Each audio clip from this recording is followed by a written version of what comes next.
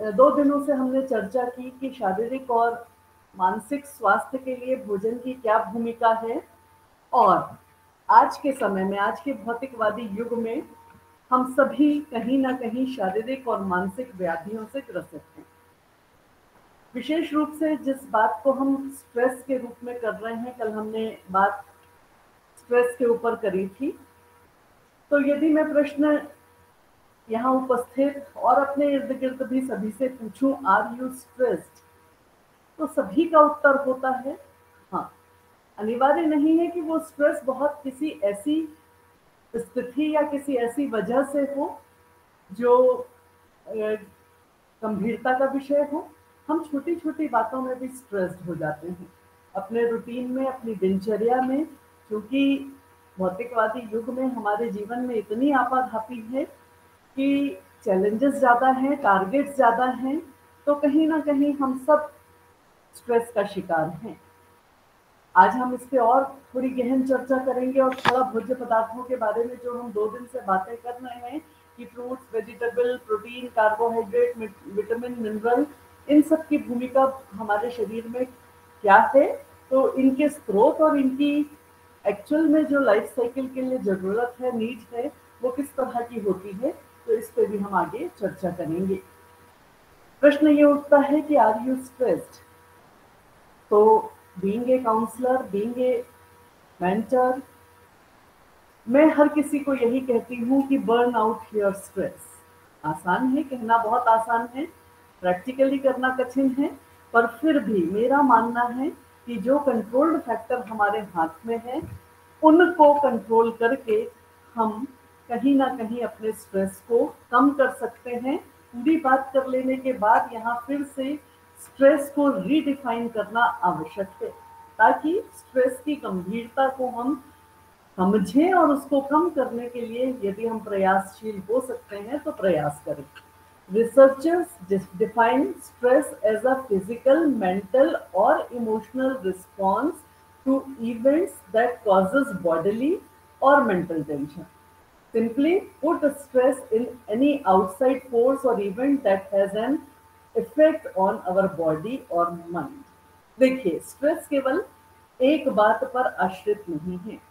Stress physical हो सकती है, मेंटल हो सकती है, इमोशनल हो सकती है, पर हम सभी जानते हैं कि मनुष्य होने के नाते हम फिजिकल और मेंटल बातों को बहुत गहराई से नहीं लेते, पर इमोशनल रिस्पॉन्सेस पर हम बहुत जल्दी प्रभावित हो जाते हैं। यही इमोशनल रिस्पॉन्सेस हमारे शरीर और मन, मतलब देखिए, स्ट्रेस 3 तरह के हैं, फिजिकल, मेंटल और इमोशनल, पर इसमें सबसे पावरफुल इमोशनल है, जो हमारे मेंटल और फिजिकल दोनों बॉडीज को प्रभावित करता है। तो स्ट्रेस का प्रभाव शारीरिक व्याधियों के रूप में हो, या मानसिक क्षमताओं को कम करने में, या हमारी एबिलिटीज को कम करने में, या किसी प्रकार से हमें बीमार करने में, मानसिक बीमारियां उत्पन्न करने में प्रभावित हो। इसलिए हमें मूलभूत रूप से अपने इमोशंस को, अपने संवेगों को कंट्रोल करना है। आप देखिए, जब हमें कोई बात पसंद नहीं आती है, किसी बात पर हम थोड़ा सा नाराज हो जाते हैं, तो सबसे पहले हम उस इमोशनल रिस्पॉन्स में उग्रता दिखाते हैं। उग्रता का पूरा सीधा सीधा असर जो होता है, कल मैंने चर्चा की थी, हार्मोन सिक्रीशंस के लिए, केमिकल सिक्रीशंस के लिए।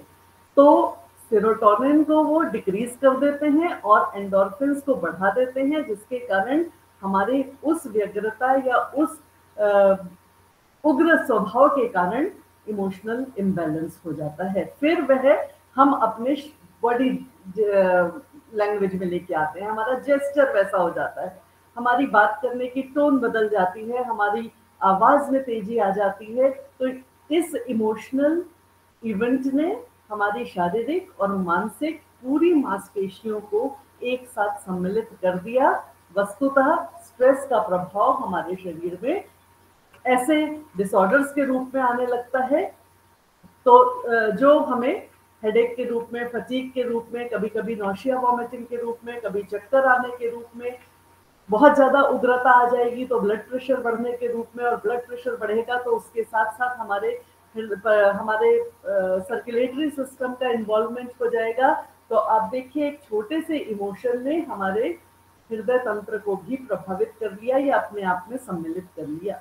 तो वह छोटी बात जिसको सहन करके, जिसको अपने मस्तिष्क में किसी कूलनेस के लेवल पर ले जाकर यदि हम सप्रेस कर सकते हैं, दबा सकते हैं, तो क्यों हम उस छोटे से स्ट्रेस के कारण अपने शारीरिक और मानसिक बीमारियों को जन्म दें।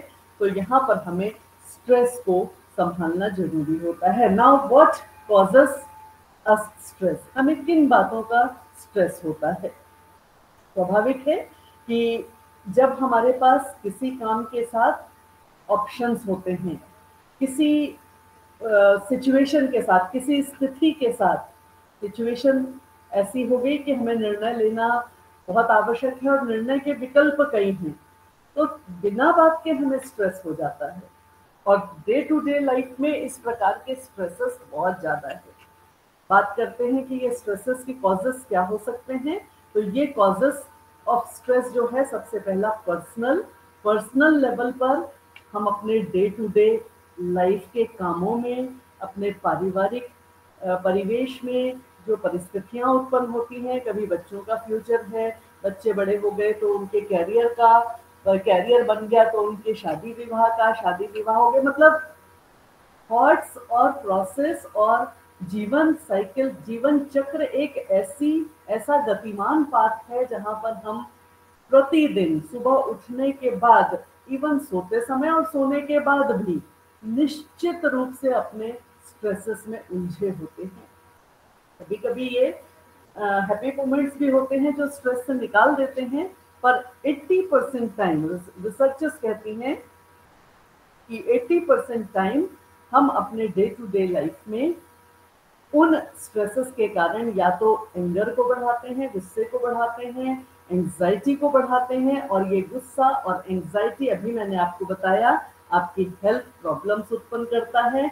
ये हेल्थ प्रॉब्लम्स जो हैं, ये आपकी आदतों को परिवर्तित करते हैं, ये आदतें लाइफस्टाइल को परिवर्तित करती हैं, और इस प्रकार लाइफस्टाइल परिवर्तित होने से फैमिली डिस्टर्बेंसेस उत्पन्न होते हैं। इस स्लाइड में आप देख रहे हैं कि ये ब्लैक वाले पोर्शन में मैंने पर्सनल लेवल के स्ट्रेस को इन शब्दों में बांटा है।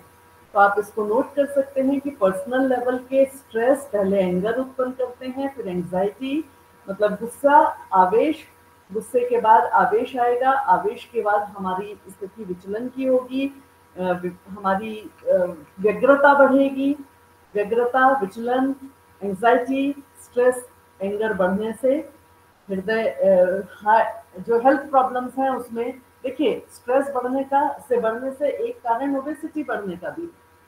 जब मैंने फर्स्ट डे आपसे अधिक भारीता की और मोटापे की बात की थी, तो उस समय इस बात को स्किप किया था कि मोटापे का कारण केवल खाना नहीं है। यदि हम बहुत ज्यादा एंजाइटी में रहते हैं, बहुत ज्यादा चिंता, व्यग्रता और असमंजस की स्थिति में रहते हैं, तब भी क्या होता है, इमोशनल ईटिंग बढ़ जाती है। कल अपन ने चर्चा की थी कि उस इमोशनल ईटिंग से हमारे एंजाइटी को थोड़ी देर के लिए रिलैक्सेशन मिलता है, पर ये मोटापा, ओवरवेट, ओबेसिटी को यहाँ से जन्म देते हैं, और मोटापा हर बीमारियों की जड़ होती है। ये मैंने पिछले 2 दिनों में आपसे चर्चा की। ये लाइफस्टाइल डिजीजेस या लाइफस्टाइल हमारी रोज की जो बन गई है, ये हमारे फैमिली डिस्टर्बेंसेस जब उत्पन्न करती है, तो नेगेटिविटी एक नहीं पूरे परिवार में आ जाती है। वातावरण में एक व्यक्ति के पर्सनल स्ट्रेस से पूरे फैमिली के लोग स्ट्रेस में आ जाते हैं, पूरे फैमिली पर उसका नेगेटिव प्रभाव होता है। तो इस प्रकार के पर्सनल छोटे छोटे कॉजेस और छोटे छोटे बिहेवियर्स को हमें कंट्रोल करने की आदत होनी चाहिए। दूसरा कारण हो सकता है प्रोफेशनल में स्वाभाविक है कि यदि इम्प्रॉपर वर्किंग एनवायरनमेंट हो, हमारे पसंद का वातावरण ना हो वर्क प्लेस पर, जॉब डिससेटिस्फेक्शन हो, कभी कभी ऐसा होता है किसी व्यक्ति का, और विशेष रूप से किशोर वर्ग जब अपने सामने चैलेंजेस लेते हुए कैरियर का चुनाव करता है, तो कभी कभी मनमाना या मनचाहा या अपनी अपेक्षाओं के अनुकूल ब्रेक नहीं मिल पाता है, या प्रोफेशनल लाइफ में जिन चीजों को हमने सोचकर आगे बढ़े थे उनका फुलफिल होना जरूरी नहीं होता है। ऐसी स्थिति में हम कॉम्प्रोमाइज करते हैं और अननेसेसरी अनवांटेडली हमारे वर्क प्लेस का एनवायरनमेंट जो है ये फ्रस्ट्रेशन वाला हो जाता है।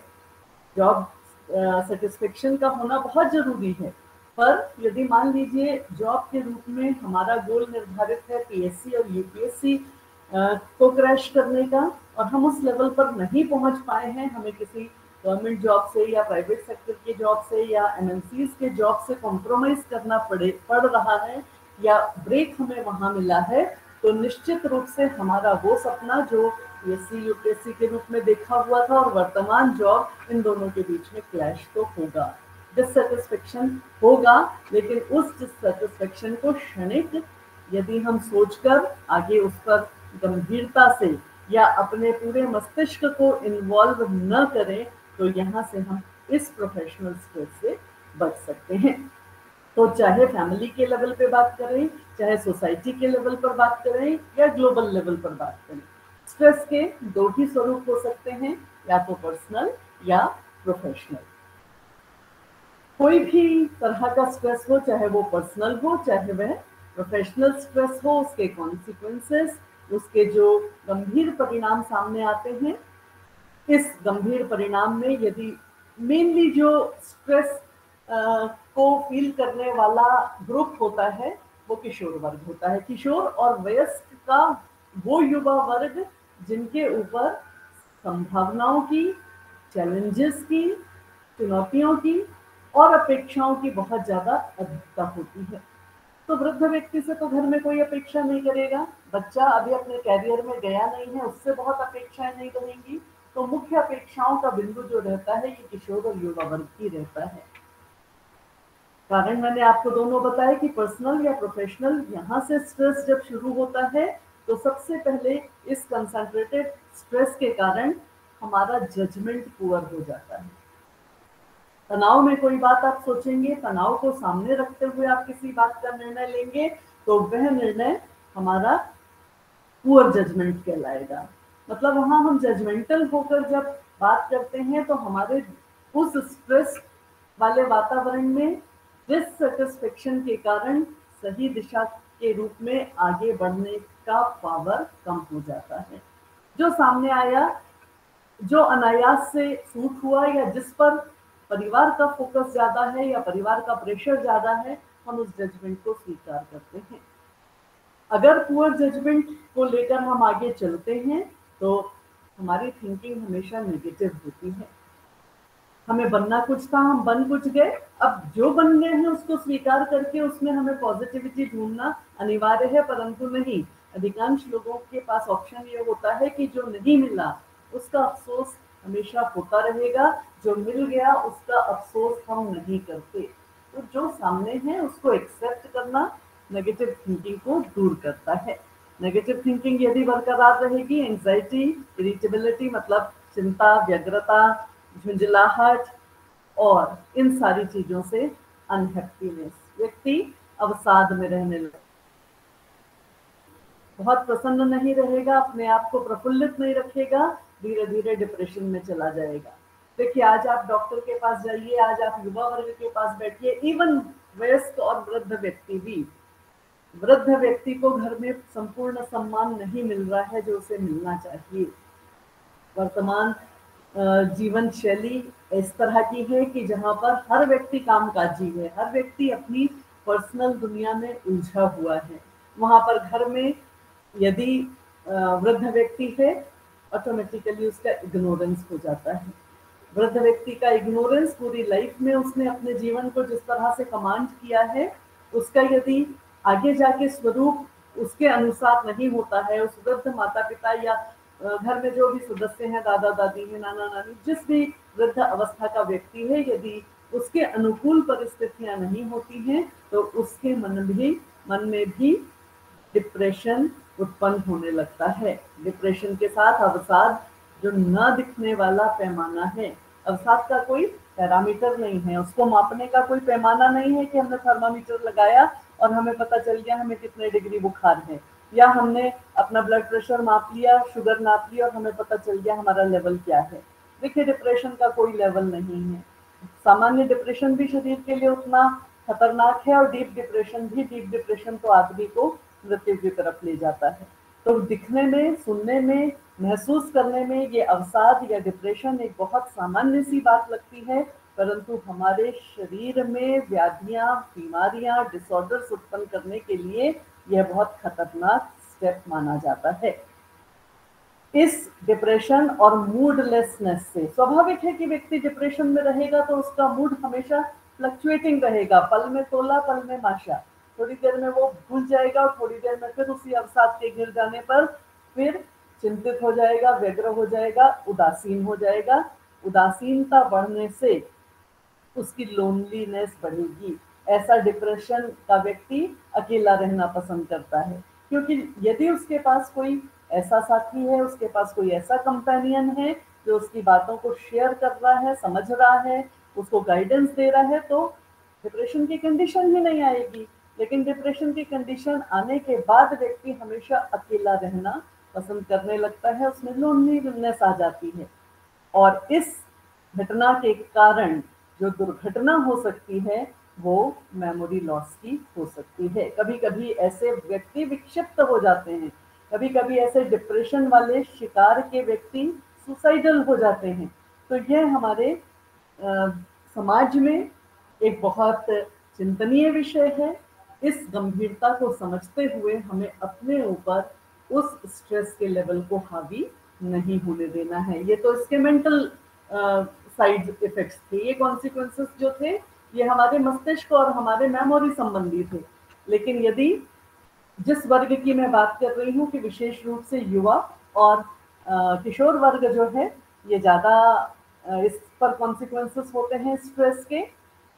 तो इनके कॉन्सिक्वेंसेस से क्या होता है, ऐसे व्यक्ति को पहले पेनफुल कंडीशन दिखती है। एक्स और पेन्स का मतलब है कि मांसपेशियों में तनाव रहना, मस्तिष्क में तनाव रहना, जिसके कारण सिर दर्द बना रहेगा, मांसपेशियों में ऐंठन रहेगी। स्वाभाविक है उसका डाइजेशन प्रभावित होगा। कॉन्स्टिपेशन स्ट्रेस के कारण उत्पन्न हुई तकलीफें हैं। नौशिया, डिजीनेस मतलब उसको पूरे समय अपच के कारण जी मचलाना और उदासीनता बना रहना, शून्यता बनी रहनी।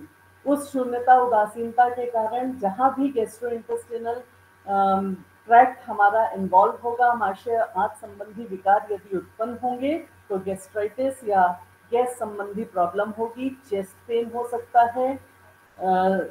कुछ ऐसी गंभीरताओं के साथ, कुछ ऐसी लक्षणों के साथ व्यक्ति जब पूरी तरह से परेशान हो जाता है, तब उसके सामने, उस युवा के सामने गुमराह होने के लिए जो दिशा होती है वो स्मोकिंग, अल्कोहलिज्म और ड्रग एडिक्शन की होती है। ऐसा व्यक्ति धूम्रपान का आदी हो जाता है, अल्कोहलिक वस्तुओं का सेवन करने लगता है। और भारतवर्ष में बहुत ज़्यादा प्रचलन में पहले तो नहीं था, लेकिन वर्तमान सिनेरियो में जब हम बहुत सारे रिसर्चेस देखते हैं तो हम पाते हैं कि उत्तर भारत में विशेष रूप से, मुंबई और ऐसे मेट्रो सिटीज़ में विशेष रूप से इस वर्ग में ड्रग लेने की आदत या ड्रग का एडिक्शन बढ़ जाता है, जो उनके जीवन के लिए एक बहुत खतरनाक पहलू है। एक बहुत ऐसा सामने पैमाना आ जाता है जिससे बाहर निकलना उस युवा के लिए बहुत मुश्किल हो जाता है। और इन गंभीरताओं के साथ उस व्यक्ति के पास एक लेवल पर आकर केवल सुसाइडल टेंडेंसी के अलावा कोई दूसरा स्टेप नहीं बचता। तो हमें इसकी गंभीरता को देखते हुए, इसके मेजर इफेक्ट्स को देखते हुए, इन सारी चीज़ों को महसूस करते हुए हमें ये सोचना है कि छोटी छोटी बातों से स्ट्रेस को उत्पन्न करने के इमोशनल इम्बैलेंस से बाहर आना है। इस स्लाइड में मैंने आपको आगे गंभीरता बताई है कि अगर स्ट्रेस को हम अवॉइड नहीं करते हैं, ये हमारी कंटिन्यूस प्रैक्टिस बन जाती है, तो इससे जो फिजिकल और मेंटल हेल्थ प्रॉब्लम्स होते हैं, जिन पे अपन 2 दिन से बात कर रहे थे, कि ऐसे स्ट्रेस वाले व्यक्ति को heart diseases, asthma, cold cough, cancer, depression, eczema और लंग्स संबंधी विकार जो है, क्योंकि धूम्रपान का आदी हो जाएगा, अल्कोहलिज्म का आदी हो जाएगा, तो लंग्स संबंधी या फेफड़ों की बीमारियां और उसके जो लक्षण हैं, जो डिसऑर्डर्स हैं, वो भी सामने दिखाई देने लगेंगे। तो एक छोटे से इमोशनल इम्बैलेंस ने किस प्रकार हमारे शरीर में गंभीर बीमारियों को जन्म दिया, ये पूरी एक चेन है। साइन एंड सिम्टम्स की बात मैंने आपको बता दी कि back pain, fatigue, acne, headache, ये सब उसके फिजिकल सिम्टम्स हैं। और मेंटल सिम्टम्स में डिफिकल्टी ऑफ कंसंट्रेशन, ऐसा व्यक्ति अपने आप को पूरे समय अवसाद में पाया रहने के कारण जब एडिक्टेड हो जाता है, तो उसमें जो एक नशे की प्रवृत्ति आ जाने के कारण उसका सेंट्रल नर्वस सिस्टम जो है वो शून्य हो जाता है। नर्वस सिस्टम में शून्यता आने के कारण उसका कंसंट्रेशन बहुत पुअर हो जाता है, और वस्तुतः उस पुअर डिसीजन मेकिंग के कारण उसमें गलतियों की संभावनाएं, इंक्रीज एरर्स, मतलब हर बात में गलत दिशा पकड़नी, हर बात में गलती करनी, और कंसंट्रेशन नहीं है उसका किसी भी काम में, तो सक्सेस की संभावनाएं या सफलता की संभावनाएं कम हो जाती हैं। व्यक्ति निरंतर अपने हर गोल में असफल होता है, और फिर वह डिप्रेस व्यक्ति अंततः पहुंचता सुसाइडल कैटेगरी में है। तो जोखिम, जान को जोखिम में डालना या अपने जीवन को गलत दिशाओं में ले जाना स्ट्रेस की एक बहुत बड़ी हानि है। हमें ध्यान देना है कि हमने इस तरह के कितने हेड्स, कितनी तकलीफें, कितने पर्सनल और वर्क रिलेटेड स्ट्रेस अपने ऊपर हावी किए हुए हैं। हम कितने, यहाँ मैंने स्लाइड्स में इसको थोड़ा हल्का बनाने के लिए डाला है कि how many hats do you wear, personal और वर्क रिलेटेड। मतलब यदि आप वयस्क हैं, यदि आप युवा हैं, आपकी जो भी कैटेगरी है, उसमें आप पर्सनल लेवल पर अपने परिवार को लेके, अपने रिलेशंस को लेके, अपने कैरियर को लेके, अपने फ्यूचर को लेके कितने स्ट्रेसफुल हैं।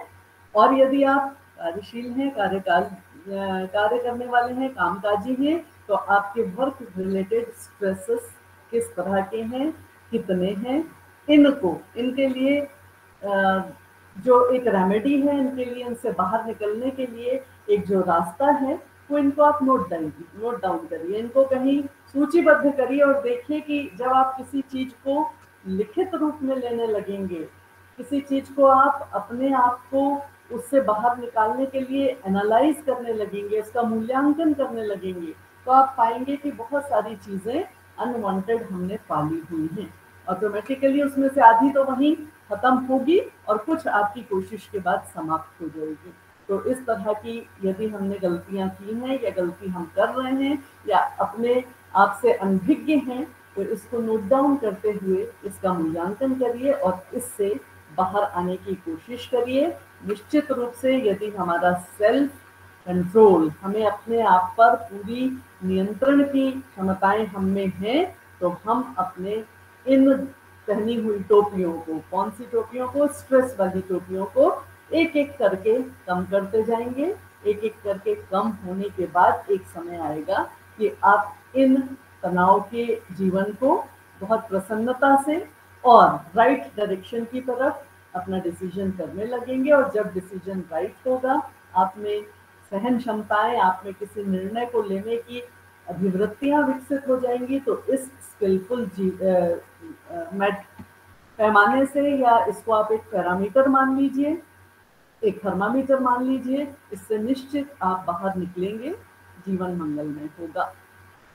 यदि मान लीजिए आपके इन स्ट्रेसेस को आपने नोट डाउन किया है और आपने इनको मूल्यांकित करने की कोशिश की है, तो यहाँ पर आप उनको मैनेज करना सीखेंगे। मैनेज करने के लिए क्या हो सकता है? मैनेज करने के लिए हमें सीखना है how can we manage stress. हम कैसे अपने इन लिखित या अपने सूचीबद्ध स्ट्रेसेस को कम कर सकते हैं। छोटी मोटी बातें हैं, छोटी मोटी चीजें हैं, तो वहाँ आप अपनी हॉबीज को डेवलप करिए, अपने कुछ ऐसे शौक पालिए जो आपको उस स्ट्रेस से बाहर लाने के लिए पर्याप्त होते हैं। कई सिटीज में, मेट्रो सिटीज में मेडिटेशन सेंटर हैं, लाफिंग क्लब्स हैं, म्यूजिक सेंटर हैं। ये सारी चीजें हमारे डे टू डे लाइफ के स्ट्रेस को ऑटोमेटिकली कम करती हैं। आप लोग तो नेचुरोपैथी और योग के विद्यार्थी हैं, आप ध्यान की प्रक्रियाओं को बहुत अच्छे से समझते हैं, उसकी वैल्यू को समझते हैं, तो उन वैल्यूज के चलते आप में स्ट्रेस का लेवल तो नहीं होना चाहिए, परंतु आपके परिचितों में, आपसे मिलने वालों में, आपके संपर्क में रहने वालों में भी यदि इस तरह की प्रवृत्तियां हैं सोचने की और स्ट्रेस को पैदा करने की, तो उनको आप मेडिटेशन की तरफ प्रेरित कर सकते हैं। हॉबीज और लाफिंग, हंसने से क्या होता है, बात तो सुनने में बहुत आसान लगती है कि खुलकर हंसना जीवन के लिए एक बहुत अनिवार्य है, जिसको आज लोग पैसा देकर ज्वाइन किए हुए हैं, लाफिंग क्लब बने हुए हैं। बहुत सारे मेट्रो सिटीज में तो ये लोगों ने अपने लिए कंपलसरी पार्ट बना लिया है। गंभीरता से सोच के देखिए कि इन लाफिंग क्लब्स की शुरुआत कहाँ से हुई, आवश्यकता क्यों पड़ी। मेरा मानना है कि आज हम वर्चुअल लाइफ में तो लाखों लोगों से जुड़े हुए हैं, पर एक्चुअल लाइफ में हमारा सामाजिक संबंध बहुत सीमित लोगों से हो गया है। पुरातन समय में जो लोगों का सोशल सर्कल था, जो सोशलाइजेशन था, जो सामाजिकरण था संबंधों की दृष्टि से, वो बहुत बृहद हुआ करता था।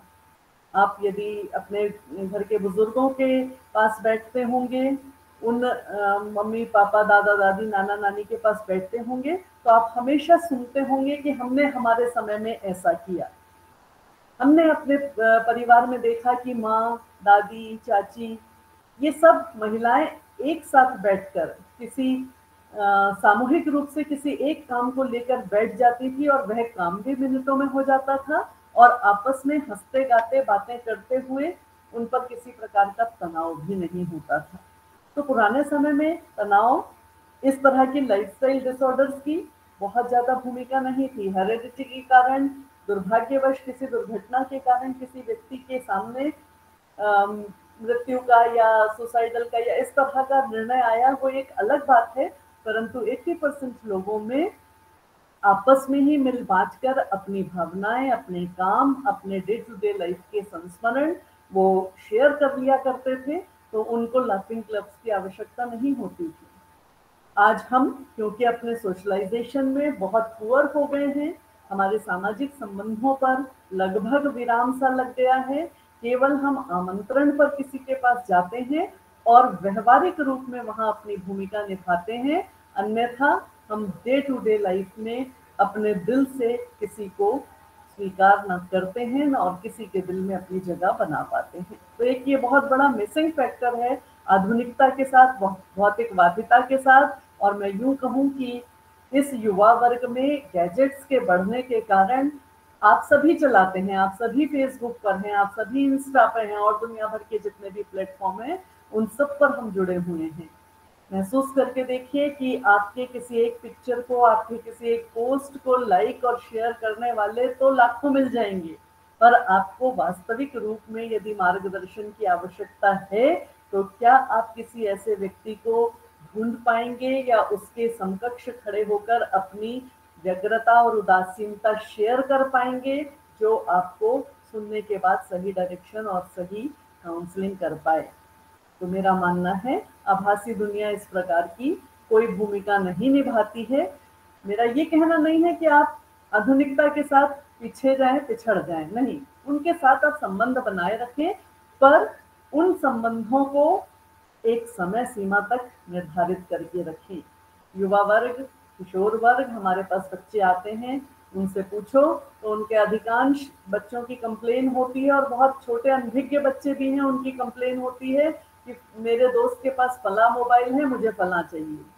अरे भाई, मोबाइल से तो हमें अपने कॉन्टैक्ट्स, अपने जरूरी काम निभाने हैं, कोई ये ऐसा कंपटीशन का दौर तो नहीं है। और है, वर्तमान समय में आवश्यकताओं ने इसी तरह का कंपटीशन बढ़ा दिया है, जिसके कारण जो बच्चों में चिंता और व्यग्रता और स्ट्रेस लेवल है, ये बढ़ता चला जा रहा है। तो लाफिंग क्लब एक अच्छा वो है। कोशिश करिए कि ऐसी स्थितियां निर्मित हों जहां अधिक से अधिक परिवार के सदस्य मिलकर प्रसन्नता को आपस में ही शेयर कर सकें। म्यूजिक एक स्ट्रेस मैनेजमेंट का एक बहुत अच्छा सशक्त माध्यम है। हम सभी जानते हैं कि म्यूजिक या गानों को सुनकर या अपने पसंद की किसी भी प्रोग्राम को देखकर हम अपनी व्यग्रताओं से बाहर आ जाते हैं, स्ट्रेस को रिलीव करते हैं। नेचर, इस तरफ आप देख रहे हैं मैंने नेचर को कोड किया है। नेचर हमारे भारतवर्ष में जो बाहर के पाश्चात्य देशों के लोग आकर इंडिया में नेचुरोपैथी के लिए आते हैं, नेचर के संपर्क में अपना प्लेजर टाइम बिताने आते हैं, पर हम भारतीयों को अपने नेचर के साथ जुड़ने की समय नहीं है या आदत नहीं है। घर में छोटा सा एक बगीचा लगा लीजिए, कुछ गमले रखकर उन पौधों के साथ आप प्रतिदिन बात करना शुरू करिए। आपको लगेगा कि नेचर आपको कितनी पॉजिटिविटी में ले जाता है। 2 दिन यदि आप उस नेचर को किसी तरह से डील नहीं कर पाएंगे, आपस में उनके साथ हिल-मिल नहीं पाएंगे, बैठ नहीं पाएंगे, तो वो फूल भी आपको मुरझाकर बताने की कोशिश करेंगे कि उनको आपकी ज़रूरत है। तो मेरा मानना है नेचर, फूल पत्तियाँ, अपने आसपास जो कुछ भी हम पौधों के बीच में या नेचर के बीच में रहना चाहते हैं, बहुत डीप डिप्रेशन है, बहुत अवसाद की स्थिति विकट हो गई है, आप किसी साइकोथेरेपिस्ट के पास जाएंगे, वो आपको नेचुरोपैथी सेंटर्स में भेज देंगे। नेचुरोपैथी सेंटर्स क्या है? नेचर के साथ जुड़कर अपने उन स्ट्रेसेस को, अपने उन टॉक्सिन्स को जो हमने डेवलप कर लिए हैं, उनको रिमूव करने की, उन प्रक्रियाओं को अपने शरीर से, उन विषकारक स्थितियों को अपने शरीर से बाहर निष्कासित करने की आवश्यकता होती है। फिर उसके बाद एक स्टेप जो इम्पॉर्टेंट होता है, वो सबसे इम्पॉर्टेंट, एक्सरसाइज को भी हमने कल चर्चा करी थी, आगे भी करेंगे स्लाइड में हम। एक सबसे महत्वपूर्ण बात जो स्ट्रेस मैनेजमेंट का होता है, दैट इज टाइम मैनेजमेंट। समय का प्रबंधन यदि आपके पास है, तो समय के प्रबंधन के साथ बहुत सारी ऐसी विपरीत परिस्थितियां जो फेलियर की होती हैं, जो हमें सक्सेस से दूर लेके जाती हैं, वो कंट्रोल हो जाती हैं। टाइम मैनेजमेंट दिनचर्या के सुबह उठने से लेकर रात तक के कार्यों को आप सही तरह से समय के अंदर नियमित रूप से आप उनका की एक डायरी मेंटेन कर लेंगे, टाइम मेंटेन कर लेंगे, तो फेलियर की संभावनाएं कम होंगी, और जहां फेलियर की संभावनाएं कम होंगी, सक्सेस अधिक होगा, वहां अपने आप कॉन्फिडेंस बढ़ेगा, कॉन्फिडेंस बढ़ेगा तो अवसाद की स्थिति या स्ट्रेस का लेवल कभी भी नहीं बढ़ेगा। तो ये कुछ ऐसे टिप्स थे जिनके आधार पर, जिनको प्रयोग में लाकर हम अपने स्ट्रेस का मैनेजमेंट कर सकते हैं। टाइम मैनेजमेंट के लिए हमें जो करना चाहिए, या जो हमारे पास टू डू लिस्ट होनी चाहिए, मतलब मैंने पूर्व में भी आपको कहा कि जब कभी आप स्ट्रेसफुल हैं, आप अपनी एक डायरी मेंटेन करिए, एक नोट पैड ले लीजिए, उसमें आप अपनी सारणी बना लीजिए कि दिन भर के रूटीन में आपको क्या क्या आज काम करने हैं। उन कामों के आधार पर अब आपको जो काम सबसे इम्पोर्टेंट है, जो उनकी प्रायोरिटी डिसाइड कर लीजिए, उनका समय निर्धारित कर लीजिए, ऑर्गेनाइज कर लीजिए। ऑर्गेनाइज, किसी भी काम को जब हम ऑर्गेनाइज करेंगे, व्यवस्थित करेंगे, तो उसका स्ट्रक्चर हमें, जो हमारे गोल हैं, जो हमारे लक्ष्य निर्धारित किए हुए हैं, उसकी तरफ ले जाने में हमें हेल्प करेगा। और जब हम इस तरह के प्लानर के साथ आगे बढ़ते हैं, तो निश्चित रूप से किसी भी काम को करने के लिए यदि आप ऑर्गेनाइज्ड हैं, आप स्ट्रक्चर्ड हैं, आपने भूमिका पहले से निर्धारित की हुई है, जब आप भूमिका निर्धारित कर लेंगे, तो आपको वस्तुस्थिति आपकी स्पष्ट होगी कि आपको उस लक्ष्य को प्राप्त करने के लिए किन संसाधनों की आवश्यकता है, वो आपके पास हैं तो मैनेज हो जाएंगे, और नहीं है तो उनकी प्लानिंग हो जाएगी।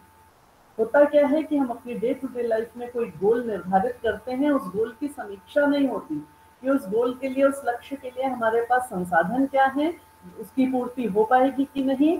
वही बात मैंने आपसे कही, एग्जाम्पल दिया कि आपके सामने पीएससी और यूपीएससी का लक्ष्य है, लेकिन हमारा कैलिबर नहीं है, या हमारा लेवल, हमारी मेहनत में वो लक्ष्य को प्राप्त करने की उतनी शिद्दत नहीं है, तो हमें उस गोल की तैयारी में जो सेकंड स्टेप का गोल मिलेगा, क्योंकि हमने डिसाइड किया हुआ है, मेहनत हम उच्चतम स्तर की करेंगे, पर उस उच्चतम स्तर से यदि हमने उच्च स्तर की प्राप्ति भी कर ली, तो हमारा सेटिस्फेक्शन लेवल बना रहेगा।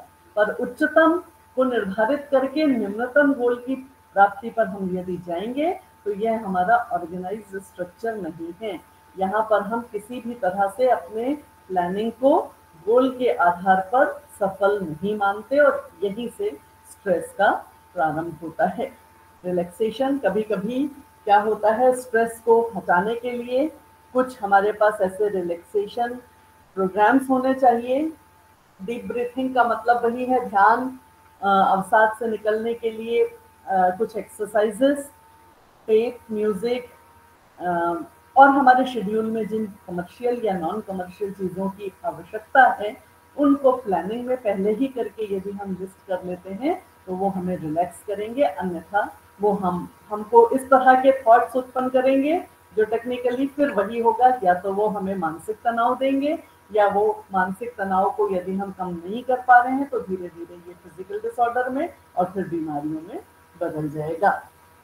इन सारी चीज़ों के को मेंटेन करने के लिए या हेल्दी लाइफ को मेंटेन करने के लिए अपन 3 दिन से इस बात पर फोकस कर रहे हैं कि स्ट्रेस को रिड्यूस करने के लिए ईट हेल्दी, मतलब हमें खाने पीने में क्या खाना है, कितना खाना है, इस पर विचार करके माइंडफुल ईटिंग करनी चाहिए। स्मोकिंग या एडिक्टिव चीज़ों से बहुत दूर रहना चाहिए। बी हैप्पी, खुशियों को ढूंढने के लिए हमें छोटे छोटे मोमेंट्स को पकड़ना है, बड़ी बड़ी चीज़ों की तरफ नहीं भागना है। पीस ऑफ माइंड उसी से आती है। अन्यथा यदि हम इस तरह के वर्क स्ट्रक्चर में नहीं होते हैं तो नेगेटिव थॉट्स उत्पन्न होते हैं। और आप इस चीज को बिल्कुल सूचीबद्ध कर लीजिए कि यदि एक बार हम नेगेटिविटी में चले जाते हैं तो फिर एक नेगेटिव थॉट के साथ दूसरा, दूसरे के साथ तीसरा, मतलब ये स्टेप्स हैं, सीढ़ियां हैं।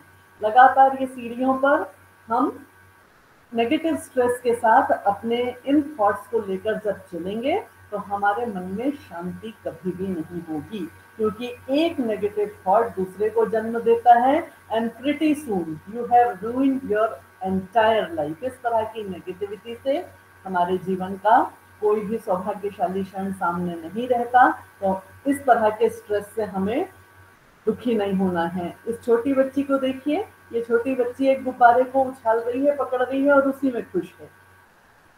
लेकिन दूसरी तरफ मैंने आपको एक एनिमल पिक्चर यहाँ दिखाया है कि इनके पास भी संवेदनाएं होती हैं, वो थोड़ी देर उदास होते हैं, लेकिन उस छोटी बच्ची को देखकर यह जानवर भी खुश हो जाएगा, यह भी अपने आप को उस सैडनेस से बाहर ले आएगा। तो हम तो मनुष्य हैं, हमारे पास सोचने समझने की क्षमताएं बहुत ज़्यादा हैं, हमारे पास अपने लेवल को, अपने स्वयं को कंट्रोल करने के लिए पर्याप्त समय और साधन हैं। दूसरों पे ना जाएं, यदि हम स्वयं पर फोकस हो जाएंगे तो सेल्फ फोकस और सेल्फ स्ट्रक्चर से हम अपने आप में पॉजिटिविटी को डेवलप कर लेंगे। इसके अलावा यदि हम अपने इन एक्सरसाइजेस से भी चूक जाते हैं तो स्पिरिचुअलिटी या अध्यात्म एक ऐसा माध्यम है, एक ऐसा जरिया है जो हमें पॉजिटिविटी की तरफ ले जाने के लिए सशक्त है।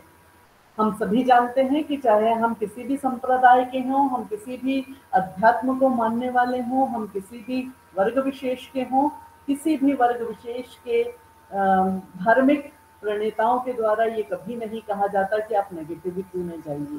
वो हमेशा अध्यात्म के माध्यम से आपको आपकी पॉजिटिविटी डेवलप करने का, आप में, आपके व्यक्तित्व में धनात्मक सुधार लाने का ही प्रयास करते हैं। ईश्वर कभी भी गलत की तरफ प्रेरित नहीं करता, गलत करने पर आपको प्रेरणाएं देता है कि आप गलती की तरफ जा रहे हैं। तो ईश्वरवादी यदि हम हैं, स्पिरिचुअलिटी या आध्यात्मिक रूप से हम ईश्वर को मानते हैं, तो अपने आप को इन शक्तियों से जोड़कर भी हम भी स्ट्रेस अपने को कर सकते हैं।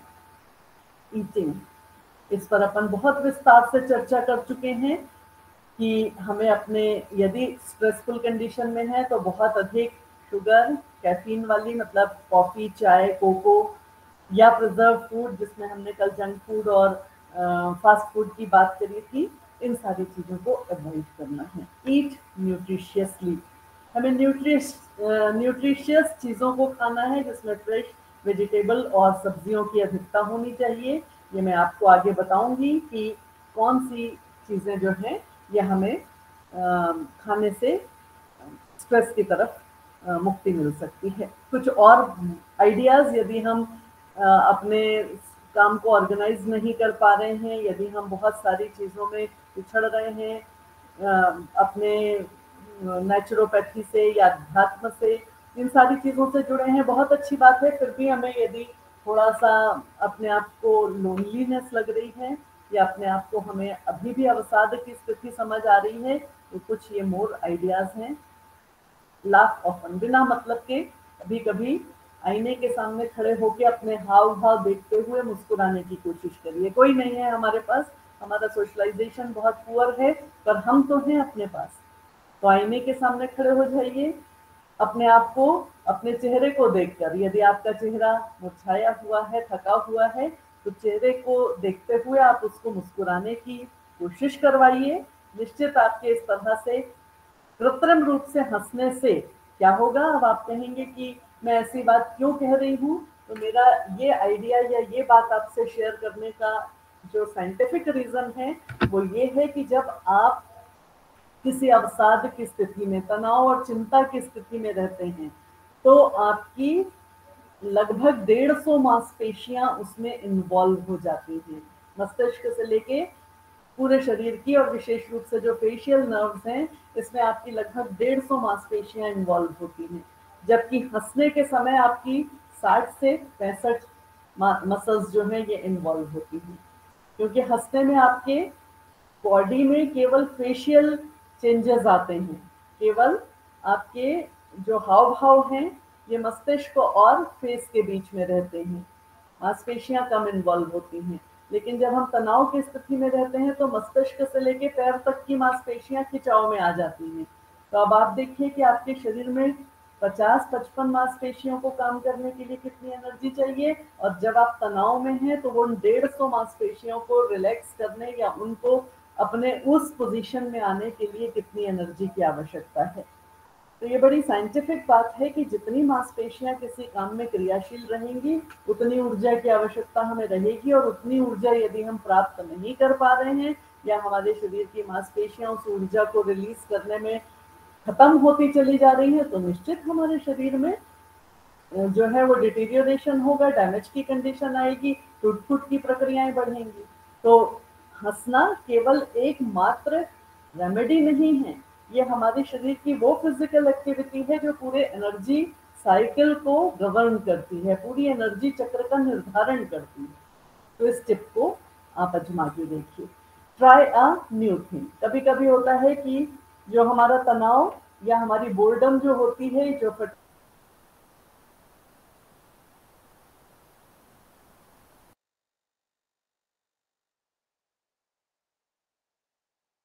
से होती है, माँ को प्रतिदिन खाना बनाना होता है, दाल चावल रोटी बदल जाता है क्योंकि आज नई चीज बनानी है। इसी तरह हमारे आइडियाज, यदि हम रोज एक मोनोटोनस रूटीन में बैठ के पढ़ रहे हैं, पढ़ने का डायरेक्शन चेंज कर लीजिए, थोड़ा सा रिनोवेशन कर दीजिए, अपने पढ़ाई के एरिया को थोड़ा सुंदर बना लीजिए, आकर्षक बना लीजिए, तो जो बोर्डम फटीग है, जो लगातार के एक निर्धारित कार्यक्रम से हमारे शरीर में थकान उत्पन्न होती है, जिसको हम बोर्डम फटीग कहते हैं, उसमें परिवर्तन आएगा। उससे आपका की मांसपेशियां, आपका मस्तिष्क रीजनरेट हो जाएगा। जिस तरह से कभी कभी, कभी नहीं, हंसना तो रोज अनिवार्य है, और कभी कभी रोना भी अनिवार्य है। अवसाद कहाँ प्रारंभ होता है या डीप डिप्रेशन में व्यक्ति कब जाता है, जब उसके मन में चिंताएं और व्यग्रताएं बहुत हैं, वो किसी से शेयर नहीं कर पा रहा है, उसके सामने कोई ऐसी स्थिति निर्मित नहीं हो रही कि वो उसको बर्न आउट कर दे। तो ऐसी स्थिति में सबसे अच्छी जो एक प्रक्रिया होती है शरीर को रिलैक्स करने की, वो क्राइंग है, रोना है। आप देखिए कि जब आपके सामने कोई ऐसी उलझन की या ऐसी समस्या की स्थिति होगी और आपका कोई अपना सामने आएगा, तो ऑटोमेटिकली रोना आ जाता है। लेकिन अगर हम कृत्रिम रूप से किसी ऐसे परिवेश में हैं जहाँ कोई हमारा अपना नहीं है, तो वहाँ स्ट्रांग बने रहते हैं। स्ट्रांग बने रहना और अपनों के साथ अपने इमोशंस को शेयर करना, यही दो मौलिक अंतर हैं अवसाद को कम करने के। तो मेरा कहने का मतलब यहाँ ये है कि अपने ऐसे लोगों को खोजिए जिसके सामने आप अपनी भावनाओं को, अपनी संवेदनाओं को, अपनी चुनौतियों को, अपने इमोशंस और मतलब अपने संवेगों को एक दूसरे के साथ शेयर कर सकें। गेट इनफ स्लीप, सोना, और साउंडफुल स्लीप, ये दोनों की आवश्यकता अलग अलग है। सो गए, लेटे लेटे हमें हाथ में मोबाइल रखे हुए 3 घंटे हो गए, नींद नहीं आ रही है, अपने बिस्तर पे उलट पुलट के, और लगभग हमने 3 घंटे ऐसे ही खराब कर दिए, तो उसमें मांसपेशियां और अनरिलैक्स्ड हो जाते हैं, नींद नहीं आती, उसको हम साउंड स्लीप नहीं बोलते। सोने से पहले हल्का म्यूजिक, कल मैंने आपसे गर्म दूध की चर्चा की थी, कुछ ऐसे थॉट्स, कुछ ऐसे मंत्र या कुछ ऐसी बातें जो आपको पॉजिटिविटी की तरफ ले जाती हैं, उनका स्मरण करिए और तब आप सोने की कोशिश करिए। तो निश्चित रूप से जो साउंड स्लीप होगी, जो नींद की हमें वास्तविकता चाहिए, जो आपको सुबह एक अच्छे मूड में, एक फ्रेश मूड में उठाए, उस पर हमें कंसंट्रेट करना है। बिल्ड अ सपोर्ट सिस्टम, जो बात अभी मैंने आपसे कही कि अपने साथ ऐसे फ्रेंड्स को, फैमिली को, को वर्कर्स को ढूंढिए जो आपको सपोर्ट करने वाले हों, जो आपके साथ शेयरिंग में हो, जो आपकी भावनाओं को समझने वाले हों। से नो ओकेजनली, कभी कभी हमें किन्हीं बातों को नकारना भी आवश्यक हो जाता है, अनिवार्य नहीं है कि आप देखिए कि जनरली उन्हीं लोगों में स्ट्रेस की संभावनाएं बढ़ती हैं जो दूसरों की बातों को का या तो खंडन नहीं कर पाते या उनकी गलत बात को अस्वीकार नहीं कर पाते। कुछ लोगों का नेचर होता है कि अपने आप को कष्ट दे देना, लेकिन अपने आसपास की चीजों को प्रसन्नचित्त बनाए रखने के लिए उनमें रमने की कोशिश करना। नो, जरूरी नहीं है कि यदि लड़ाई नहीं करना है, पर आपकी यदि किसी बात पर, किसी लक्ष्य पर, किसी चुनौती पर सहमति नहीं है, तो आप अपनी बात को स्पष्ट रूप से रखने की हिम्मत रखिए। आप अपनी बात को डिस्कस करने की, चर्चा में लाने की, आपस में शेयर करने की अपने में नेचर डेवलप करिए। इस तरह की डेवलपमेंट से भी आप अपने आइडियाज को, अपने अपने जो संवेग हैं, अपनी जो भावनाएं हैं, उनको शेयर कर लेते हैं और वहां का माइंड रिलैक्स हो जाता है। मैनेजमेंट ऑफ योग, इस पर मैं बहुत बात नहीं करूंगी क्योंकि इस पर आप लगातार सुनते रहते हैं। अब आती है बात माइंडफुल ईटिंग की। कल और परसों भी मैंने आपसे चर्चा की थी कि आजकल बच्चों से लेकर वयस्क व्यक्ति तक भी अट्रैक्टिव भोज्य पदार्थों की तरफ जाता है, पर माइंडफुल ईटिंग नहीं करता। माइंडफुल ईटिंग के लिए हमें हमेशा ये देखना है कि भोज्य पदार्थों में सुंदरता के साथ साथ पोषक तत्वों की पर्याप्त मात्रा है कि नहीं है। माइंडफुल ईटिंग क्या कहती है? Flexible about eating. जरूरी नहीं है कि आपने जो सोचा है वही आपको खाना है। जो आपके सामने उपस्थित हो गया है उसको स्वीकार करते हुए प्रसन्नता से उस भोजन को ग्रहण करिए। फ्लेक्सिबल होना चाहिए। अधिकांश लोगों का, जब हमारे पास डाइटरी काउंसलिंग के लिए लोग आते हैं, बात करते हैं, पहला विषय किशोर बच्चों का और इवन छोटे बच्चों का भी रहता है कि लौकी, गिलकी, तुरई, ये सारी चीजें नहीं खानी है, केवल आलू के चिप्स रोज खाने हैं और मम्मी वो खाना नहीं देती है।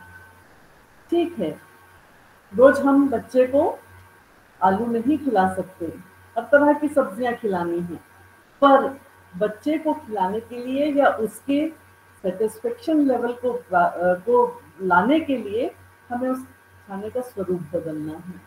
मान लीजिए बच्चा सब्जियां नहीं खाता है, तो सब्जियों को मिक्स करके उसका स्टफ पराठा बना दीजिए। ऑटोमेटिकली वो अट्रैक्टिव भी हो जाएगा, न्यूट्रिशियस भी हो जाएगा। तो माता पिता जो अभूत बच्चे हैं या जो अज्ञान लोग हैं, उनके प्रति इस तरह की ईटिंग प्रैक्टिसेस डेवलप करें, और किशोर वर्ग या युवा वर्ग जो है वो अपने खाने के प्रति फ्लेक्सिबल हो, हर भोजन की महत्व को और आवश्यकता को समझें।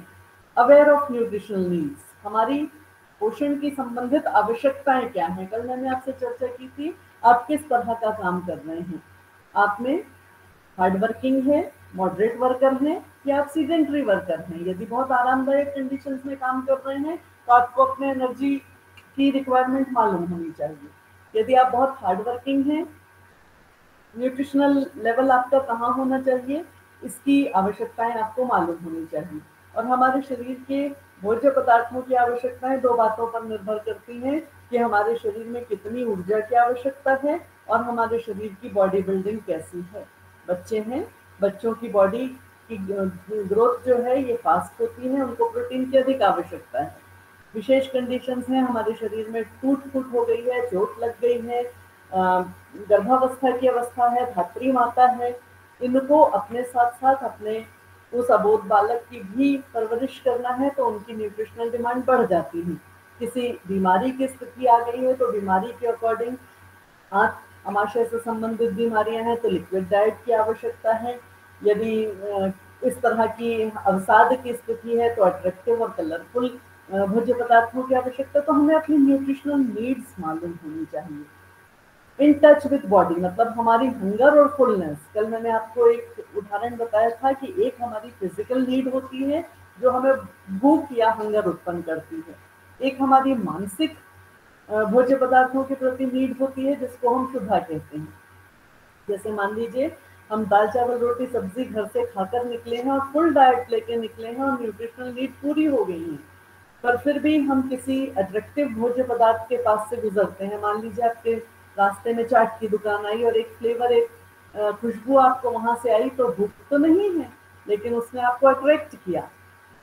ये आपकी शुद्धा है, ये आपकी साइकोलॉजिकल नीड है, फिजिकल नीड आपकी पूरी है। तो कभी कभी फिजिकल नीड के ऊपर भी साइकोलॉजिकल नीड को नीड जो है ये हावी हो जाती है, उसको फुलफिल करने की आवश्यकता होती है। पर ये रोज का रूटीन नहीं होना चाहिए। Sometimes it may happen. Eat when hungry, stop when full. कई बार ऐसा होता है टीवी देखकर खा रहे हैं, सामने हमारे हाथ में मोबाइल है या किसी अन्य तरह की ऐसी वातावरण में हम बैठे हैं जहाँ कुछ और लोग भी हैं, सामूहिक रूप से खा रहे हैं, हमारी आवश्यकता नहीं है पर दूसरे लोग खा रहे हैं, या टीवी देखते देखते कितना खा लिया हमें इसका पता नहीं चला और हमने वहाँ अपनी ओबेसिटी और ओवरवेट को अननेसेसरी बुलावा दे दिया। तो हमें पता होना चाहिए भूख कितनी है और भूख से हमेशा कम भोजन करना चाहिए। क्यों करना चाहिए? ये भी एक फिजियोलॉजिकल हमारे शरीर में फिनोमिना है कि हमारे मस्तिष्क को बाद में पता चलता है कि हम तृप्त हो गए हैं, पेट को पहले पता चलता है। तो पेट में तो डलता चला जाएगा, उसको 4 घंटे बाद पता चलेगा जब डाइजेशन करना पड़ेगा, लेकिन मस्तिष्क को तुरंत पता चल जाएगा कि फुलनेस हो गई है। पर हमारा माइंड पे कंट्रोल नहीं है, तो गट जो हमारे आमाशय आंत की रिक्वायरमेंट है उसमें आपस में कोऑर्डिनेशन नहीं हो पा रहा। तो ये हमें डिसाइड कर लेना चाहिए कि हमारी भूख कितने भोजन में प्रतिदिन शांत होती है, वही हमारी रिक्वायरमेंट हो जाती है। किसी किसी दिन अननेसेसरी भोज्य पदार्थों को लेते हुए अपने शरीर में वसीय पदार्थों के जमाव को रोकने या चेक करने की हमें आवश्यकता होती है। Non judgemental about self and others, अपने लिए और दूसरों के लिए। इस पर हम बहुत बात नहीं करेंगे क्योंकि ये जजमेंटल होना एक बहुत बड़ा टॉपिक है। Focus on the impact of food on your health, मतलब आपकी हेल्थ पर इन भोज्य पदार्थों का क्या असर हो रहा है। जैसे मान लीजिए आमाशय आंत या पाचन संबंधी विकार से आप ग्रसित हैं और लगातार मिर्च मसाले वाले और हैवी फैट वाले अधिक वसीय भोज्य पदार्थों का सेवन कर रहे हैं, तो कभी भी आप उस बीमारी से दूर नहीं होंगे, आप अपनी हेल्थ के साथ और खिलवाड़ कर रहे हैं। तो हमें यहाँ माइंडलेस नहीं होना है, यहाँ माइंडफुल देखना है कि आज की स्थिति, भोजन तो हम रोज कर रहे हैं पर किसी दिन किसी विशेष अवस्था में हेल्थ प्रॉब्लम्स के साथ यदि हमारी भोज्य पदार्थों की आवश्यकता बदल जाती है क्योंकि वो उस पर उसी तरह का इम्पैक्ट डालेगी, तो हमें यहाँ मालूम होना चाहिए कि हम कौन से भोज्य पदार्थों को किसी विशेष परिस्थिति में अवॉइड करके खाना खाएंगे। रोज तला हुआ खाना, रोज पूरी पराठा खाना, रोज बहुत शक्कर की अधिकता वाले भोज्य पदार्थों का सेवन करना उस समय के लिए तो मोमेंटरी अच्छा लगेगा, पर लॉन्ग टर्म के लिए ये हमारे हेल्थ प्रॉब्लम्स उत्पन्न करेगा। इसलिए हमें यहाँ पर बहुत सोच समझकर अपने भोज्य पदार्थों का चुनाव करना चाहिए। कुछ बातें तो कल हमने डिस्कस की थी कि स्ट्रेस बस्टिंग कौन कौन से भोज्य पदार्थ होते हैं, कुछ की हम आज बात कर लेते हैं। स्ट्रॉबेरी, ये पोटेशियम का बहुत अच्छा सोर्सेस होता है और ये हमारी नर्व इम्पल्सेस को, जो हमारे मस्तिष्क से सूचनाएं और जो मस्तिष्क का नियंत्रण सूचनाओं के द्वारा होता है, उन इम्पल्सेस को कंट्रोल करने के लिए पोटेशियम की आवश्यकता होती है। तो स्ट्रॉबेरी पोटेशियम का बहुत अच्छा सोर्स होते हैं, इसके साथ इसमें विटामिन सी बहुत अच्छी मात्रा में होता है, और ये हमारे मूड स्विंग्स को, हमारा जो मन जो है जो विचलित हुआ रहता है, उन स्विंग्स को कंट्रोल करने के लिए एक अच्छा भोज्य पदार्थ माना जाता है। बनाना की बात कल मैंने आपसे कर ली थी, इसमें भी पोटेशियम और मैग्नीशियम का बहुत अच्छा स्रोत होता है, और इसका जो कार्बोहाइड्रेट होता है ये हमें इंस्टेंट एनर्जी देता है। इस इंस्टेंट एनर्जी से हमारे शरीर में जो इस तरह की व्याधियां होती हैं, स्पेशली जो पोटेशियम और मैग्नीशियम का लेवल है, ये हमारे हृदय संबंधी विकारों को, ब्लड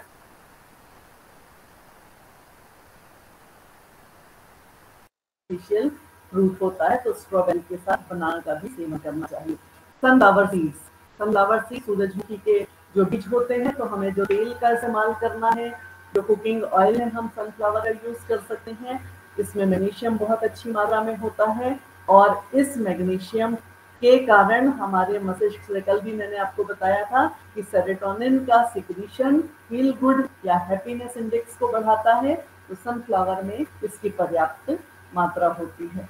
टोमेटोज की बात हम कल कर चुके थे कि इसमें जो लाइकोपिन होता है, इसका लाइकोपिन एक बहुत अच्छा एंटीऑक्सीडेंट है, बहुत अच्छा हमारे ये ब्रेन इन्फ्लेमेशन के फाइटिंग के लिए और हमारी गुड हेल्थ के लिए बहुत अच्छा है। ये अलग बात है कि आज के समय में जब हम टमाटर की बात करते हैं, तो ये सर्वव्यापी है कि आज मुनाफाखोरी के कारण इस पैदावार का लोगों ने दुरुपयोग किया हुआ है, और ठीक है कुछ समय के लिए ना सही, लेकिन जीवन भर के लिए ये एक हमारे भारतीय खाद्यान्न में बहुत आसानी से उपलब्ध होने वाला फूड प्रोडक्ट है, तो इसका सेवन हमें बहुतायत से करना चाहिए। डार्क चॉकलेट की बात भी हम कर चुके थे कि this sweet stuff boost endorphin level, जो हमारे ब्रेन की थेरेपी के लिए जो हार्मोन्स की आवश्यकता होती है, जो हमें फील गुड कराता है एंडोर्फिन, उसका स्त्राव ये डार्क चॉकलेट करने में की क्षमता रखती है, तो इसका सेवन भी डार्क चॉकलेट का हमें करना चाहिए।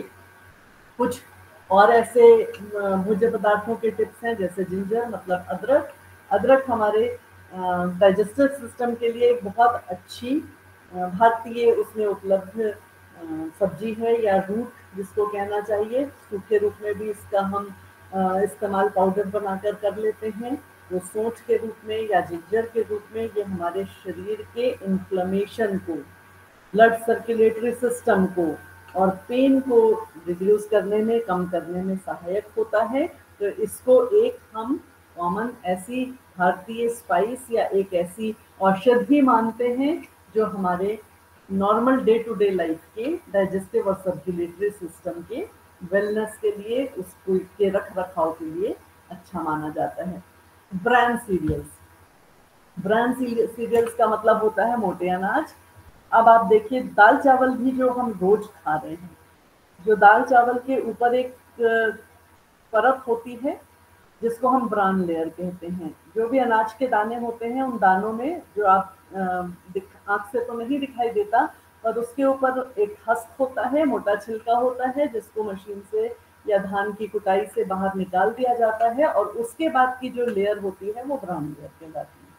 इस लेयर में विटामिन बी कॉम्प्लेक्स बहुत अच्छी मात्रा में होते हैं, और जनरली हमारा घर में जो भी कुकिंग करता है, उसका ये मानना होता है कि दाल चावल को बहुत रगड़ रगड़ कर 3-4 पानी 5 पानी से धोना है, जब तक वो बहुत साफ नहीं हो जाए। नहीं, यहाँ ध्यान रखना है कि दाल चावल को 1 पानी से धोइए, 2 पानी से धोइए, बहुत रगड़ कर धोने की आवश्यकता नहीं है। उसके ऊपर लगे हुए केमिकल्स और जो कुछ भी उसका अनवांटेड सोल्यूट्स उस पर लगे होते हैं, सॉल्युबल चीजें होती हैं, उनको निकालना जरूरी है।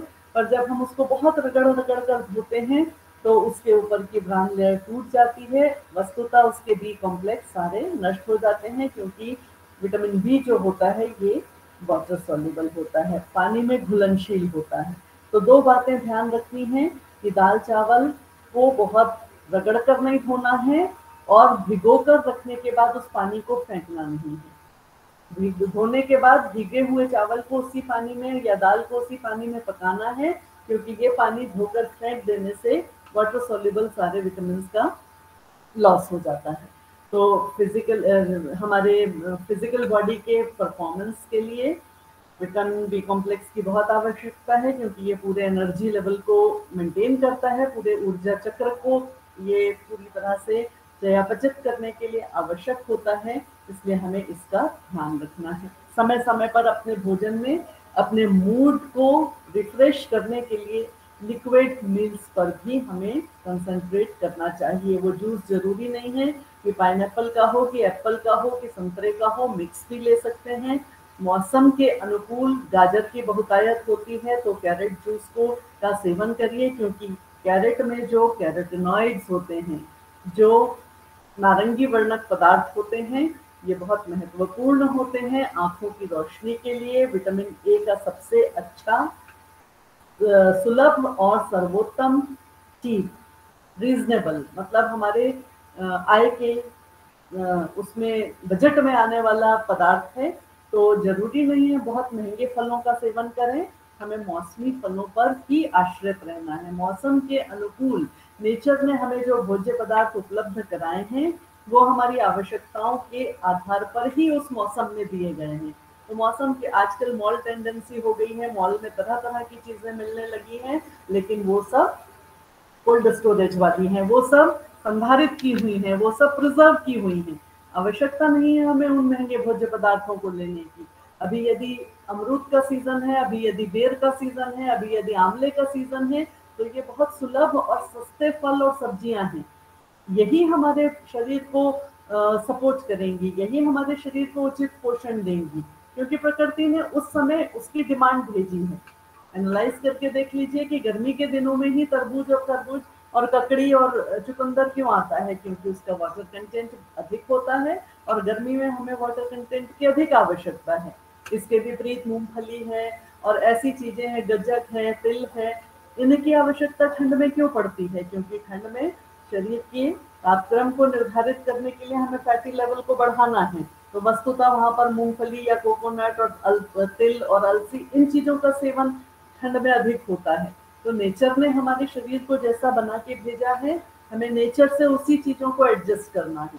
कहीं कहीं हम यह भी भूल करते हैं कि महंगी और आधुनिक प्रवृत्ति के कारण हमें जो उपलब्ध हमारे मौसम और अपने क्लाइमेट जलवायु के आधार पर हमें जो चीजें प्रकृति ने उपलब्ध कराई हैं, हम उनका सेवन नहीं करते हैं। तो नहीं, हमें चुनाव इन्हीं चीजों को करना है। बादाम की बात कल मैंने आपको कही थी कि इसमें ओमेगा 3 फैट्स बहुत अच्छी मात्रा में होते हैं। लेंटिल्स मतलब दालों को, विशेष रूप से जो अंकुरित होने वाले साबुत अनाज हैं, चाहे वो चना हो, मूंगफली है, मूंग की दाल है, इनको अंकुरित करके खाने की प्रैक्टिस रखिए। नहीं ज्यादा वो है, इनको एक दिन हमें भिगोना है, दूसरे दिन इसमें हल्का सा अंकुर आ जाता है और रोज इस अंकुरित को ब्रेकफास्ट के रूप में यदि हम खाते हैं तो vitamin B complex, fibre, carbohydrate, magnesium, zinc, potassium और कैल्शियम, इसकी बहुत अच्छी मात्रा हमें अंकुरण से मिल जाती है। अंकुरण मतलब स्प्राउटिंग और फर्मेंटेशन, ये दो ऐसे प्रोसेस हैं जो मूल भोज्य पदार्थों में विटामिन के लेवल को और मिनरल्स के लेवल को बढ़ा देते हैं। दालों में अपने आप में प्रोटीन और कार्बोहाइड्रेट तो काफी अच्छी मात्रा में है, पर स्प्राउटिंग और फर्मेंटेशन से विटामिन का और मिनरल्स का लेवल काफी अच्छा बढ़ जाता है और अपने आप में ये कंप्लीट डाइट हो जाती है। मतलब हमें जो सूक्ष्म ट्रेस एलिमेंट्स चाहिए हैं, यदि हम इन चीजों का सेवन करते हैं तो उनके लिए फिर हमें बहुत अलग से एक्स्ट्रा फूड आर्टिकल्स या अधिक भोज्य पदार्थों की आवश्यकता नहीं पड़ती है। अब आप देखिए कि यहाँ कुछ ऐसे भोज्य पदार्थ हैं जिनमें कैलोरी काउंट बहुत ज्यादा होता है। कल मैंने आपको, लगातार 2 दिन से मैं आपसे कह रही हूँ, जंक और फूड जो ये फूड है, अट्रैक्टिव फूड है, रेडी टू ईट फूड है, कोल्ड ड्रिंक्स हैं, इनका सेवन बहुत नहीं करना चाहिए। अब आप देखिए इसके एक टिन में या इसके एक जार में लगभग 450 कैलोरीज होती हैं। इन 450 कैलोरीज को बर्न करने के लिए आपको लगभग 62 मिनट्स की जॉगिंग आवश्यक होती है, या अगर आप एक्टिवली वॉकिंग कर रहे हैं, जॉगिंग नहीं कर रहे हैं, तो 130 मिनट की वॉकिंग इसको बर्न आउट करने के लिए आवश्यक होती है। तो अंदाजा लगा लीजिए, ये एग्जाम्पल देने का मकसद मेरा सिर्फ यही है कि ये आपके जंक फूड और फास्ट फूड हैं, चॉकलेट्स हैं, जो कि जिसको हम खाने के लिए बहुत अट्रैक्टिव रहते हैं। तो इस तरह के भोज्य पदार्थों में अबाउट 300 एक्स्ट्रा कैलोरीज आपको मिलती हैं। इस 300 अतिरिक्त कैलोरीज को पचाने के लिए या तो आपको लगभग 50 मिनट की साइकिलिंग करनी होगी, या लगभग आपको 56 मिनट्स मतलब 50 मिनट्स की स्विमिंग करनी होगी। तो साइकिलिंग और स्विमिंग करना, हमारा साइकिलिंग तो हो सकती है रोज, लेकिन प्रैक्टिस में नहीं है, और स्विमिंग हम रोज नहीं कर सकते हैं। तो क्यों हमें अपने शरीर को इन एक्स्ट्रा कैलोरीज को देना है? ये बर्गर है, पिज्जा है, इस तरह के कोक टिन में 139 कैलोरीज होती हैं, और लगभग इनको पचाने के लिए या इन कैलोरीज को यूटिलाइज करने के लिए आपको 23 मिनट की वॉकिंग या 55 मिनट की फास्ट साइकिलिंग और वॉकिंग करना अनिवार्य होता है। एक आपके इसमें जो क्रिस्प रोल में जो रोल होते हैं या बर्गर्स होते हैं, इसमें 480 एक्स्ट्रा कैलोरीज होती हैं। तो न्यूट्रिशन के टेबल पर यदि हम जाएं तो 70 मिनट्स की एवरेज साइकिलिंग या 170 मिनट की एवरेज वॉकिंग इस कोका कोला के टिन या इस बर्गर को डाइजेस्ट करने के लिए आवश्यक हो जाती है, एक्स्ट्रा हो जाती है। तो हमें ये ज्ञान होना चाहिए कि इस तरह के pizza, burger, cold drinks, soft drinks यदि हम यूज कर रहे हैं, 3 slices of pizza approximately gives 540 calories. 540 calories इनमें अतिरिक्त प्राप्त होती हैं। यदि हम न्यूट्रिशन की भाषा में बात करें तो अबाउट 66 मिनट्स ऑफ साइकिलिंग या 159 मिनट्स ऑफ वॉकिंग इसको पचाने के लिए एक्स्ट्रा जरूरी है, क्योंकि इसका सेवन हम एक्स्ट्रा रूप में कर रहे हैं। कैलोरीज के बियॉन्ड जो हमारे शरीर की आवश्यकता है उसके परे जाके हम इसका प्रयोग कर रहे हैं। तो मेरे सजेशन है कि माइंडफुल ईटिंग की तरफ जाइए, धीमे धीमे खाना खाइए, अपने वातावरण को प्रफुल्लित करके ऐसा एटमॉस्फेयर क्रिएट करिए जहां पर आप प्रसन्नता पूर्वक अपने पारिवारिक सदस्यों के साथ बैठकर एक दूसरे के सहयोग को, दिन भर की बातों को शेयर करते हुए, अपने हंसी मजाक के वातावरण को क्रिएट करते हुए उस डाइनिंग टेबल के एटमॉस्फेयर को बनाएं। ईट विदाउट टीवी, न्यूज़पेपर, कंप्यूटर। विशेष रूप से खाना खाते समय अपने इन गैजेट्स को दूर रखिए। लगभग 30 से 50 बार चबाकर, हम 30 और 50 की बात तो नहीं है, लेकिन हम लगातार जब तक वो भोज्य पदार्थ का ग्रास या कॉर जब तक हम चबा चबा कर नहीं खा रहे हैं, तब तक वह हमारे पोषक तत्वों को प्रदान करने में सहायक नहीं है। 3 दिन से मैं लगातार ये बात आपको बता रही हूँ। तो कोशिश करिए कि भोजन को आप चबा कर खाएं, और लगभग एक समय के खाने में 15 से 20 मिनट का समय अनिवार्य रूप से दें। दुर्भाग्य है हमारा कि हम खाने के लिए कमा रहे हैं, पर खाना खाने के लिए पर्याप्त समय और वातावरण निर्मित नहीं कर पा रहे हैं। तब कामकाजी महिलाओं में विशेष रूप से इंक्लूडिंग मी, मैं अपने आप को भी कभी कभी बहुत दुखी महसूस करती हूँ कि पूरा दिन जिन बातों को हम लोगों को समझा रहे हैं, और उन बातों के लिए कभी कभी हमारे पास समय नहीं होता है। खड़े खड़े जल्दी से 2 कौर खाए या थोड़ा सा दाल चावल खाया, समय नहीं बचा। नहीं, हमें दिनचर्या को मेंटेन करना है, अपने टाइम टेबल को एडजस्ट करना है, और उस टाइम टेबल में हमें ये भी ध्यान रखना है कि खाने को 15 मिनट अनिवार्यता देने हैं। तो जब हमारा टाइम टेबल सेट होगा, निर्धारित होगा, तो निश्चित रूप से हम अपने भोज्य पदार्थों को ग्रहण करने के साथ शरीर में उसका पाचन और चयापचय सही तरीके से करेंगे। The health benefits of colourful fruits and ये बहुत अनिवार्य है कि हमें अपने भोजन में सभी प्रकार के वर्णक पदार्थों को सम्मिलित करते हुए, बहुत जल्दी जल्दी मैं आपको स्लाइड्स दिखा दे रही हूँ 5 मिनट में, क्योंकि वर्णक पदार्थ की बात मैं लगातार आपसे 3 दिन से कर रही हूँ कि भोजन में सभी रंग के पदार्थों का इस्तेमाल करना चाहिए, जो कि फाइटोकेमिकल्स कहलाते हैं। ये वर्णक पदार्थ एंटीऑक्सीडेंट का काम करते हैं। हमारे शरीर में टूट फूट के कारण, आसपास के इरेडिकेशन के कारण, विकिरण के कारण पॉल्यूशन के कारण जो टॉक्सिन्स या जो फ्री रेडिकल्स बॉडी में बन जाते हैं, उनको निष्कासित करने का काम ये एंटीऑक्सीडेंट करते हैं। विशेष रूप से हार्ट डिजीजेस, कैंसर, इन सब पर एंटीऑक्सीडेंट का बहुत इम्पोर्टेंट रोल होता है। वक्त अभी हम सभी पिछले सालों में कोरोना काल से गुजरे हैं, वहाँ हमने इस बात को बहुत अच्छे से महसूस किया कि यदि हमारी प्रतिरोधक क्षमता अच्छी थी तो हमने उस समय के संक्रमण काल को जिया है, और जिनके पास प्रतिरोधक क्षमता की कमी थी उनको हमने उस संक्रमण काल में खोया है। तो इसलिए हमें अपने शरीर में इन एंटीऑक्सीडेंट्स का सेवन करना चाहिए। एंटीऑक्सीडेंट्स में सबसे पहले लाल रंग के वर्णक पदार्थ होते हैं। लाल रंग के वर्णक पदार्थ जो होते हैं, इनमें हेल्थ बेनिफिट्स जो रहते हैं, मैंने आपको बताया कि ये रिस्क फैक्टर जो कैंसर के हैं उनसे लड़ने के लिए, उनसे हमें प्रतिरोधी बनाए रखने के लिए आवश्यक होते हैं। इनमें जो पिगमेंट होता है वो लाइकोपीन और एंथोसाइनिन होता है। तो ये लाइकोपीन और एंथोसाइनिन वाले जितने भोज्य पदार्थ होंगे ये लाल और जामुनी रंग के होंगे। यहाँ आप देख रहे हैं कि चाहे वो लाल शिमला मिर्च हो या क्रैनबेरी हो, टोमेटो हो, अनार हो, apple, strawberry, red cabbage, cherries, लाल रंग का अमरूद और वाटरमेलन, ये सब लाल रंग के वर्णक पदार्थ हैं। ये जो हमारे शरीर में है ये कैंसर के साथ साथ ब्लड प्रेशर को मेंटेन करने में सहायक होते हैं, ट्यूमर ग्रोथ को रोकते हैं, एलडीएल के लेवल को कम करते हैं, अच्छे कोलेस्ट्रॉल को बढ़ावा देते हैं। वस्तुतः हमारे शरीर में हृदय संबंधी विकारों की मुक्ति होती है उससे हमें। इनमें विटामिन ए पर्याप्त मात्रा में होता है, विटामिन सी पर्याप्त मात्रा में होता है, पर्याप्त मात्रा में आयरन और बी कॉम्प्लेक्स होता है।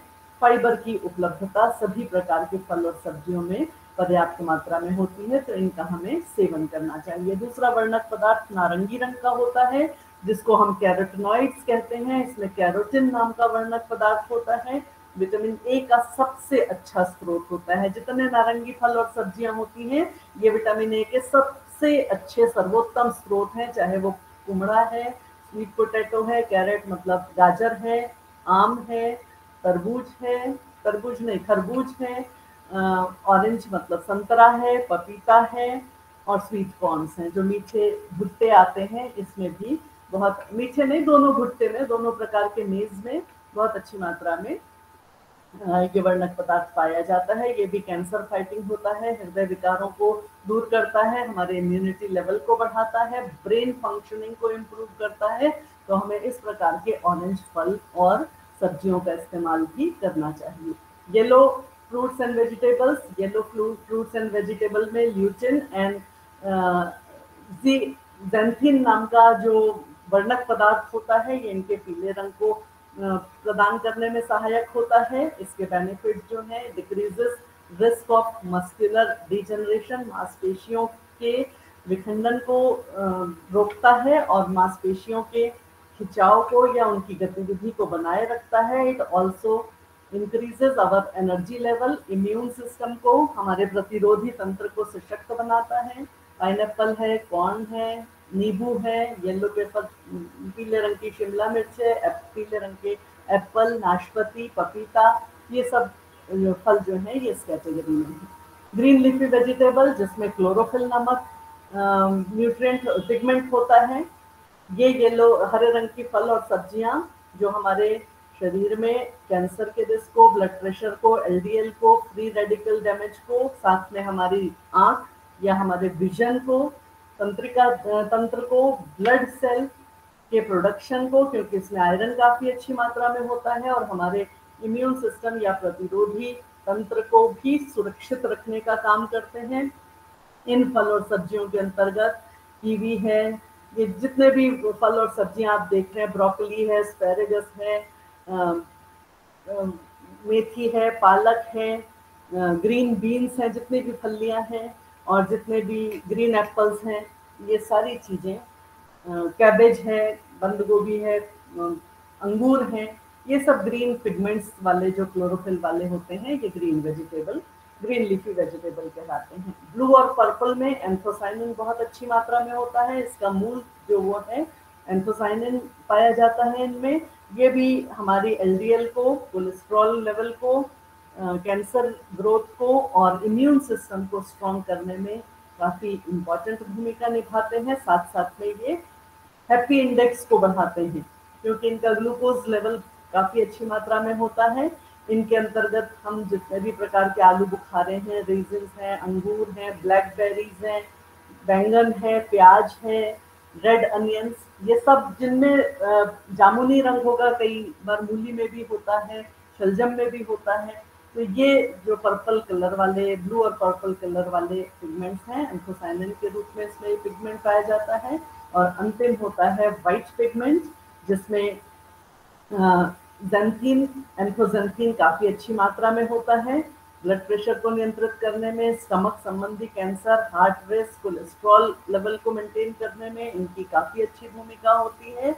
और ये ज़ैंथोसायनिन्स जो होते हैं, ये जितने भी सफ़ेद वर्णक पदार्थ हैं आप देख रहे हैं, हरी प्याज है, सफ़ेद प्याज है, फूल गोभी है, मूली है, अदरक है, लहसुन है, शलजम है, मशरूम है, ये इसके बहुत अच्छे रिच सोर्स होते हैं।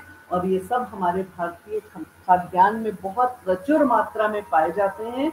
तो अपने आप को हेल्दी वेल्दी बनाए रखने के लिए, स्ट्रेसफुल कंडीशन से दूर रखने के लिए, तनाव से मुक्त रहने के लिए हमें अपने भोजन में सिलेक्शन ऑफ कलर वैरायटी, या इसको हम रेनबो ऑफ फूड कहते हैं न्यूट्रिशन की भाषा में।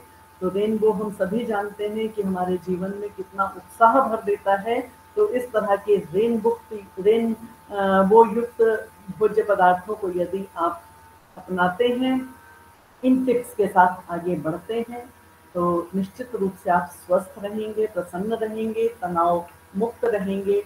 और यही हमारी अपेक्षा है। तो आप अपने स्ट्रेसर्स को अपनी हेल्दी लाइफस्टाइल के लिए बनाकर रखिए, इन सारी चीज़ों से दूर रखिए।